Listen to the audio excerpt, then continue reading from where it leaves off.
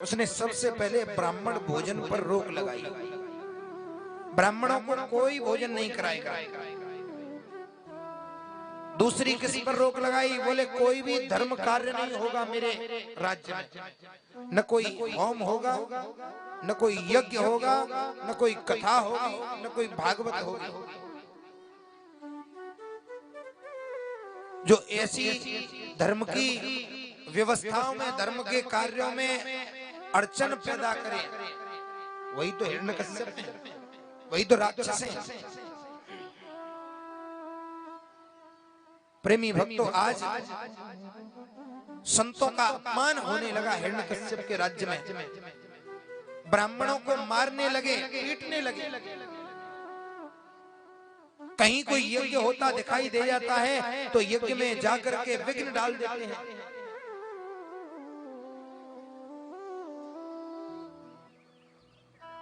बड़े दुखी होने लगे। इधर प्रेमी भक्तों, मां कयादु के गर्भ से भक्त प्रहलाद का जन्म हुआ। अच्छा, इसने परमात्मा का नाम लेने से सबको रोका, लेकिन ये अपने ही खुद के स्वयं के पुत्र को नहीं रोक पाया।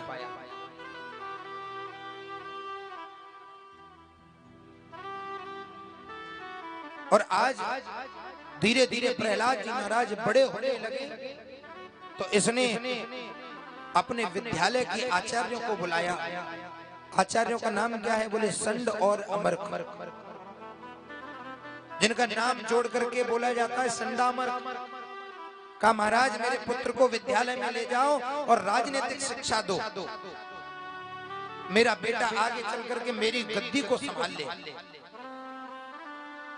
आचार्य ले गए प्रहलाद को और विद्या अध्ययन कराने लगे। लेकिन कुछ समय के पश्चात जब प्रहलाद जी लौट करके आए तो पिता ने पूछा, बेटा क्या सीखा तुमने? तो प्रहलाद जी बता रहे हैं, पिताजी मैंने सीखा है कि हमें परमात्मा की भक्ति करनी चाहिए। श्रवणम कीर्तनम विष्णु स्मरणम पाद सेवनम। अगर हम भगवान का भजन कर नहीं सकते तो सुन सकते हैं। पहली भक्ति है श्रवण भक्ति।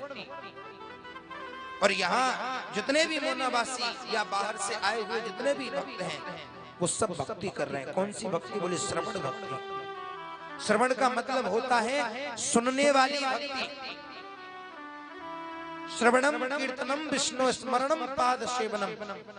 कुछ लोग स्मरण वाली भक्ति करते हैं। बोले वृंदावन गए, बिहारी जी को देखा और बिहारी जी को देखने के बाद जब लौट करके आए तो बार बार दिमाग में वही आता है कि बिहारी जी कितने सुंदर थे।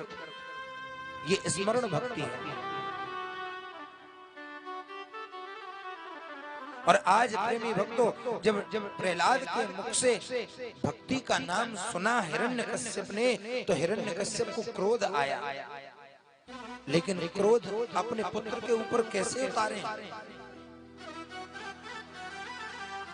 आचार्यों को समझाया, क्या मेरे पुत्र को यही शिक्षा दे रहे हैं? अरे मैंने जिसके लिए भेजा ऐसी शिक्षा दो, अब की बार से नहीं सुन लूं मैं। प्रेमी भक्तों, आज प्रहलाद को दोबारा विद्यालय भेजा गया और विद्यालय में जाकर के फिर से विद्या अध्ययन प्रारंभ हो गया। लेकिन अब तक तो प्रहलाद जी महाराज केवल अकेले भक्ति करते थे। आज तो उन्होंने दैत्य बालकों को अपने साथ में जोड़ लिया। दैत्य बालकों को सामने बिठाया और कहने लगे, भैया ये मानव शरीर बड़ा दुर्लभ है, इसलिए जितना समय मिला है उतना भजन करो। क्यों? क्योंकि एक बार व्यक्ति का पैर फिसल गया तो फिर 84 लाख योनियां भोगनी पड़ती हैं, तब जाकर के मानव शरीर मिलता है। इसलिए इसे व्यर्थ मत कमाओ, भगवान का भजन करो। तो दैत्य बालकों का भगवान का भजन कैसे करना है?